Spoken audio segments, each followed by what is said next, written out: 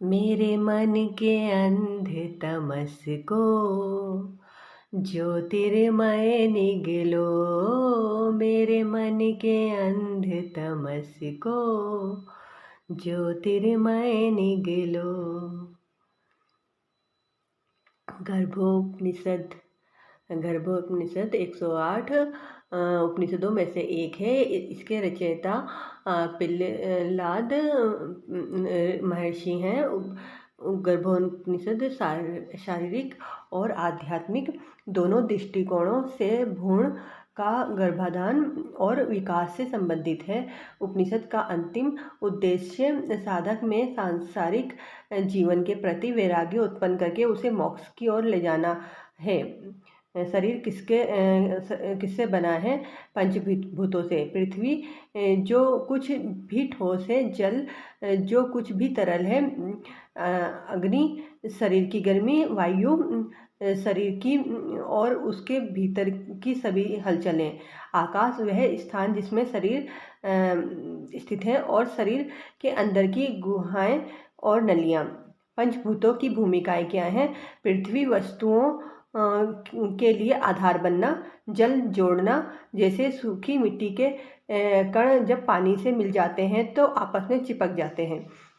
अग्नि वस्तुओं को दृश्यमान बनाता है। वायु गति का कारण बनता है। आकाश स्थान देता है। 5 ज्ञानेंद्रिय, आंखें देखने के लिए, कान सुनने के लिए, जीभ स्वाद जानने के लिए, नाक सूंघने के लिए, त्वचा स्पर्श महसूस करने के लिए, 5 कर्मेंद्रिय,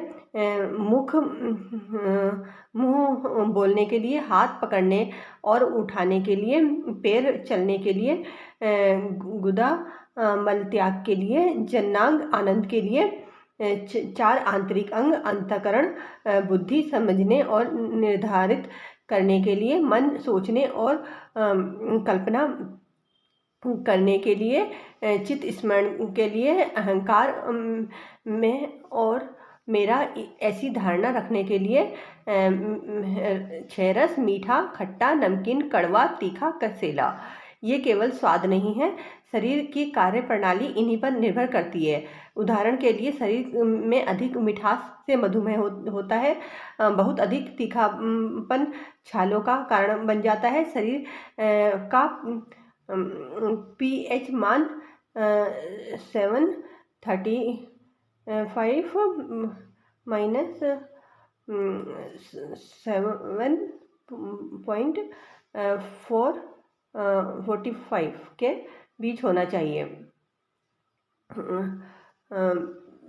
जो काफ़ी हद तक आंवला रस पर निर्भर करता है। इसी कारण शरीर को षडाश्रय 6 पर आश्रित कहा गया है। शरीर की अवस्था के 6 परिवर्तन: कोख में आविर्भाव, जन्म, वृद्धि, परिपक्व हो जाना, क्षय, मरण।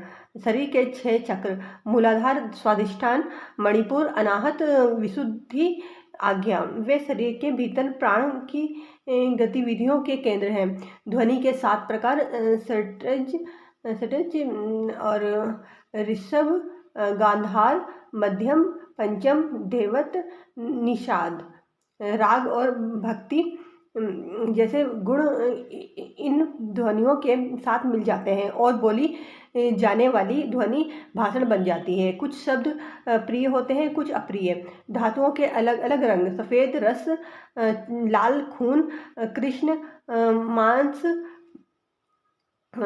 धूम्र वसा, पीला हड्डी, भूरा मज्जा, पीला सफ़ेद वीर्य।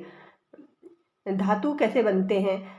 भोजन के सार से रस से रक्त, रक्त से मांस, मांस से वसा, वसा से अस्थि, अस्थि से मज्जा, मज्जा से वीर्य। भ्रूण कैसे बनता है? पुरुष का शुक्र स्त्री के शोणित के साथ मिलकर भ्रूण बनता है। भ्रूण का विकास पहली रात में भ्रूण तरल होता है, 7 दिनों में यह बुलबुले जैसा हो जाता है, 15 दिनों में यह गोल बन जाता है, 1 महीने में यह दृढ़ हो जाता है, 2 महीने में सिर बन जाता है, 3 महीने में पैर बन जाते हैं, 4थे महीने में पेट और टखनों का निर्माण होता है। 5वें महीने में मेरुदंड और पीठ का निर्माण होता है। 6ठे महीने में चेहरा, नाक, आँख और कान बनते हैं। 7वें महीने में जीवात्मा शरीर में प्रवेश करती है। 8वें महीने तक सभी अंग पूर्ण रूप से विकसित हो जाते हैं। बच्चे का लिंग, यदि वीर्य अधिक शक्तिशाली हो तो लड़के का जन्म होता है, जन्म होगा। यदि शोणित अधिक शक्तिशाली हो तो लड़की का जन्म होगा। यदि दोनों समान हो तो नपुंसक का जन्म होगा। चूंकि स्त्री को मैथुन से अधिक आनंद मिलता है इसलिए अधिक लड़कियां पैदा होती हैं। दोषयुक्त संतान, यदि मैथुन के समय माता पिता को कोई चिंता या तनाव है तो दोषयुक्त बच्चे का जन्म होता है। इसके उदाहरण महाभारत में मिलते हैं। व्यास जी के साथ मैथुन के समय अंबिका ने डर के मारे अपनी आंखें बंद कर ली थी। उसका पुत्र धृतराष्ट्र अंधा पैदा हुआ। अंबालिका भय से पीली पड़ गई थी। उसका पुत्र पांडु रक्तहीन और बीमार बन गया। निषिद्ध समय जैसे ग्रहण के दौरान मैथुन करने से दोषपूर्ण बच्चों का जन्म होगा। बच्चे का स्वभाव, यदि मैथुन सुखद और आनंदमय है तो बच्चे को पिता के सभी अच्छे गुण मिल जाएंगे। मैथुन का स्थान, समय, क्रिया और आनंद बच्चे के स्वभाव को प्रभावित करते हैं। जुड़वा बच्चों का जन्म, शुक्र या शोणित के विभाजन से जुड़वा बच्चों का जन्म होता है। यदि शुक्र और शोणित में से केवल एक ही विभाजित होता है तो जुड़वा बच्चों का लिंग समान होगा। यदि दोनों विभाजित हो जाते हैं तो असमान लिंग के जुड़वा बच्चे पैदा होते हैं। यदि शुक्र या शोणित दो से अधिक में विभाजित हो जाते हैं तो उसके अनुसार अधिक संख्या में बच्चों का जन्म होगा। 9वें महीने में क्या होता है? पंच तत्वों से बना शरीर पूर्ण रूप से विकसित होता है। संवेदी अंग तैयार हो जाते हैं। इस अवस्था में भ्रूण में गहरी बुद्धि होती है। वह अनादि और अंत ओंकार का स्मरण करता है। शरीर में 8 प्रकृतियां सक्रिय हो जाती हैं। वे हैं मूल प्रकृति, महत, अहंकार और पंचभूत। शरीर में 16 विकार सक्रिय हो जाते हैं। वे हैं 5 ज्ञानेंद्रियां, 5 कर्मेंद्रियां, 5 प्राण और अंतःकरण। माँ के रक्त में के माध्यम से गर्भनाल द्वारा प्राण पूरी तरह से भ्रूण में प्रवेश कर जाता है। तब वह पिछले जन्मों को याद करता है, किए गए और अपूर्ण रह गए कार्यों को। वह किए गए सभी सही और गलत के बीच विवेचन करता है। तब भ्रूण सोचता है, मैंने हजारों कोख देखे हैं, मैंने हजारों स्तनों का पान किया है, मैंने हजारों अलग अलग खाद्य पदार्थों का स्वाद चखा है, मैंने दुनिया भर के स्थानों पर जन्म लिया है, मैं दुनिया भर में कई जगहों पर मर चुका हूँ। मैं 84 लाख विभिन्न योनियों में जन्म लेता रहा हूँ। मैं पुनर्जन्म के इस शाश्वत चक्र में फंसा हूँ। जन्म मरण होते ही रहते हैं। कोख के भीतर दुख है।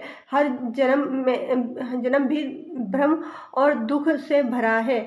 बाल्यावस्था में दूसरों पर निर्भरता, ज्ञान, दुख, हितकारी काम ना करना और हानिकारक काम करना, ये सब होता है।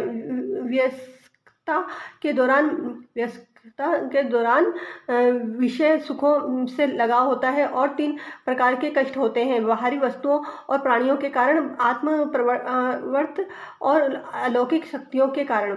वृद्धावस्था में अधूरी इच्छाएं, मृत्यु का भय, चिंता, स्वतंत्रता का अभाव और क्रोध होता है। जन्म लेना ही इन सबका आरंभ है। मैं पुनर्जन्म के चक्र से बाहर नहीं आ पाया हूँ। मैंने ज्ञान और योग का शिक्षण प्राप्त नहीं किया है। मैं इस दुख के सागर में डूब गया हूँ। मुझे नहीं पता कि इससे कैसे बाहर निकलूं। मेरे अज्ञान पर धिक्कार है। राग के कारण होने वाली परेशानियों पर धिक्कार है। द्वेष से उत्पन्न परेशानियों पर धिक्कार है। इस सांसारिक जीवन पर धिक्कार है। मैं गुरु से ज्ञान प्राप्त करूंगा। मैं सांख्य योग का अभ्यास करूंगा, वह मुझे सभी बंधनों से मुक्त कर देगा। इससे मेरी सारी परेशानी समाप्त हो जाएगी। जब मैं गर्भ से बाहर आऊंगा तो मैं महेश्वर में शरण लूंगा। वे मुझे जीवन के 4 लक्ष्यों धर्म, अर्थ, काम और मोक्ष को प्राप्त करने के साधन देंगे। मैं जगत के स्वामी चिदात्मा की शरण में जाऊंगा। वे सभी शक्तियों के मूल स्रोत हैं। जो कुछ भी होता है उसके पीछे वे हैं। जब मैं गर्भ से बाहर आ जाऊंगा तो मैं भार्गव की शरण में जाऊंगा। वे जगत के प्रकाश हैं। वे जीवित और निर्जीव सभी प्राणियों के स्वामी हैं। वे रुद्र, महादेव और जगत गुरु हैं। जब मैं गर्भ से बाहर आ जाऊंगा तो मैं तपस्या करूंगा। जब मैं गर्भ से बाहर आऊंगा तो मैं विष्णु की पूजा करूंगा। वे आनंद का अमृत प्रदान करते हैं। वे च्युति से रहित नारायण हैं।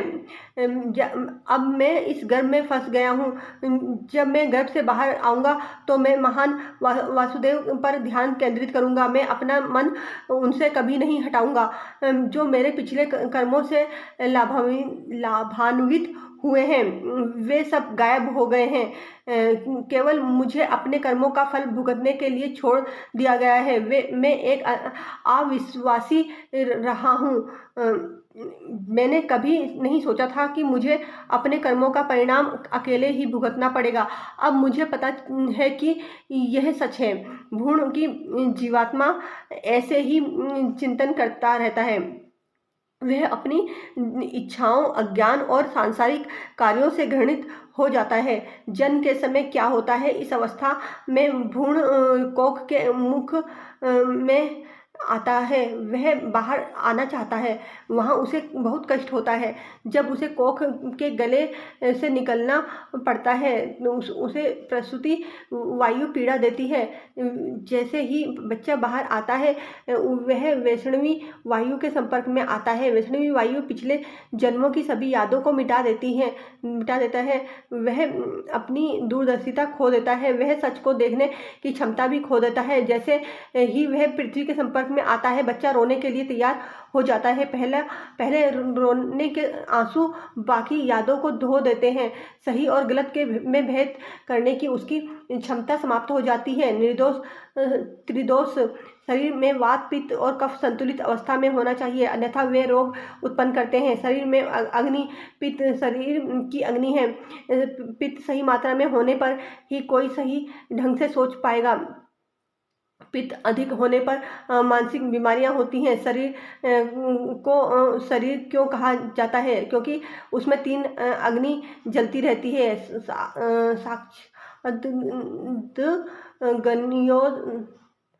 शरीर में अग्नि 3 प्रकार की होती है। ज्ञानाग्नि, मन और बुद्धि की प्रक्रियाओं के लिए जिम्मेदार ऊर्जा।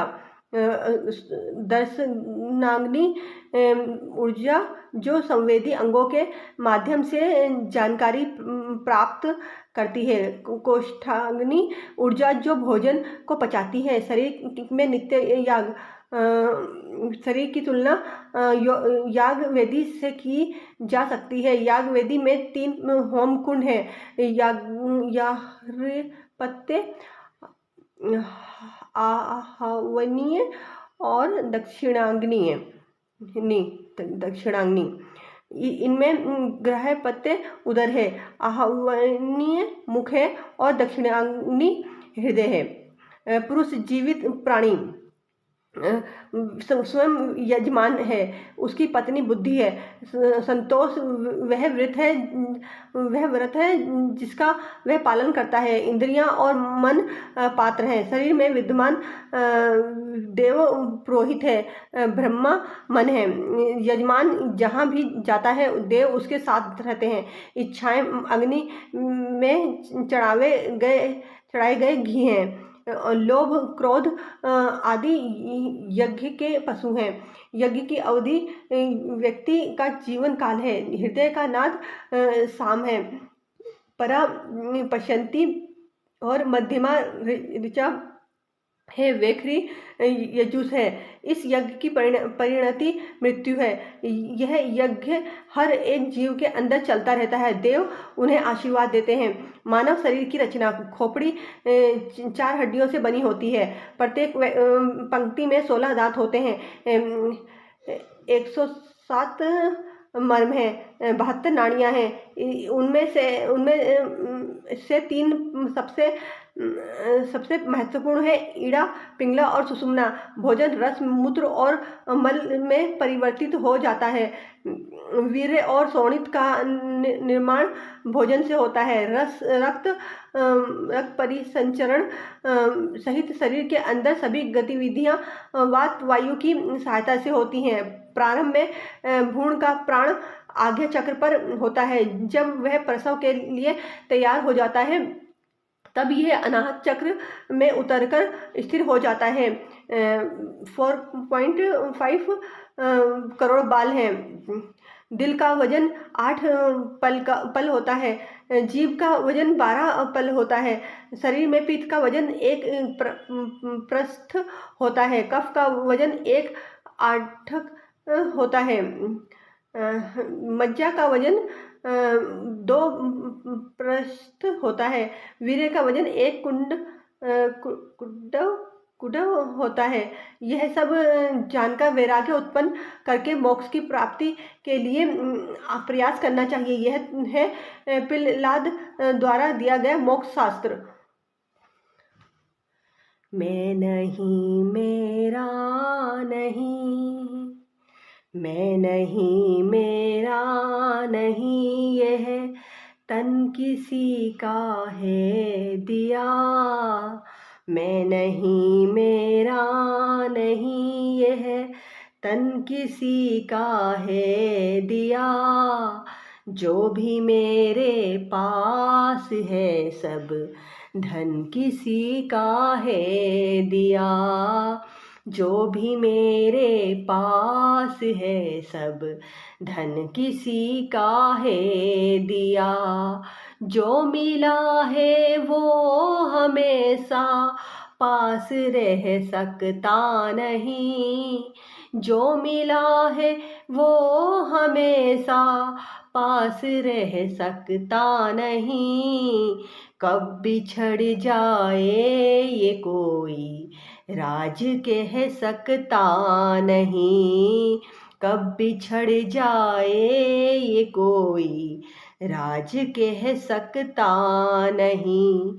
जिंदगानी का खिला मधुबन किसी का है दिया।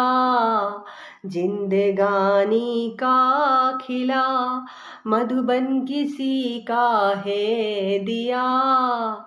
जो भी मेरे पास है सब धन किसी का है दिया। जो भी मेरे पास है सब धन किसी का है दिया। मैं नहीं, मेरा नहीं, यह तन किसी का है दिया। मैं नहीं, मेरा नहीं, यह तन किसी का है दिया। जो भी मेरे पास है सब धन किसी का है दिया। जो भी मेरे पास है सब धन किसी का है दिया।